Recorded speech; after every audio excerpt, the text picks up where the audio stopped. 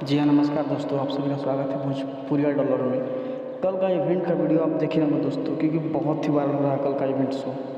कल पवन सिंह का ओढ़नी हटा के गाना, जितने भी ओढ़नी फ्लेवर का आ रहा है सारा पवन सिंह का आ रहा है। और उस गाने में कल इवेंट रखा गया था लखनऊ में, नवाबों का शहर लखनऊ में। उस इवेंट शो में इतना धांसू इवेंट हुआ है दोस्तों।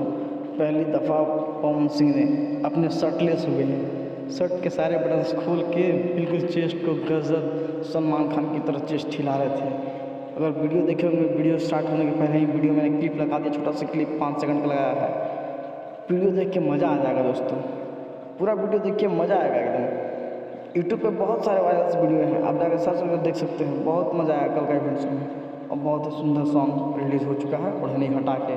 अगर अभी तक आप नहीं सुने हैं तो जाकर प्लीज़ सुनिए और खूब सारा प्यार आशीर्वाद दीजिए। इस चैनल से जुड़े रहिए, और सब्सक्राइब नहीं किया तो सब्सक्राइब कर लीजिए, क्योंकि इस चैनल पे सारे सिंगरों का, सारे सुपरस्टारों का वीडियो रिलेटेड आएगा।